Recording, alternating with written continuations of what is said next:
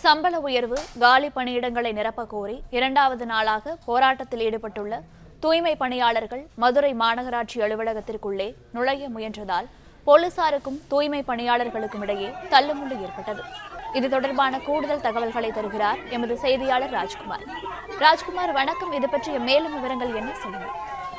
மதுரை மாநகராட்சி வளாகத்தில் இரண்டாவது நாளாக பணிகளை புறக்கணித்து போராடி வரக்கூடிய தூய்மை பணியாளர்கள் இன்று மாநகராட்சி அலுவலகத்துக்கு உள்ளே நுழைய முயன்றனர். இதனால் போலீசாருக்கும் தூய்மை பணியாளர்களுக்கும் இடையே தள்ளுமுள்ளு ஏற்பட்டது.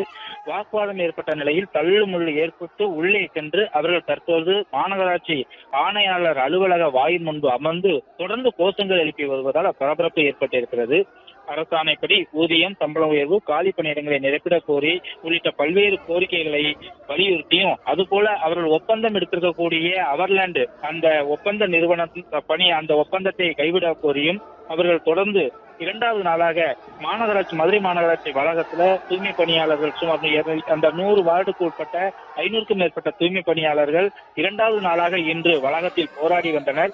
அவர்கள் போராடி வந்த நிலையில இன்று திடீரென மாநகராட்சி அலுவலகத்துக்குள் அனைவருமாக உள்ளே நுழைய முயன்றனர்.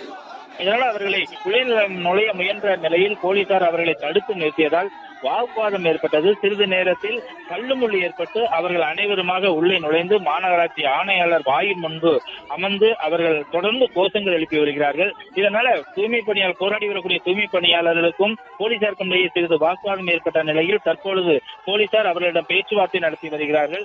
அவர்கள் வைக்கும் பிரதான கோரிக்கை அவர்லாந்து ஒப்பந்த நிறுவனம் உடனடியாக வெளியேற வேண்டும் என்பதை பிரதான ஒரு கோரிக்கையாக வைத்து போராடி வருகிறார்கள்.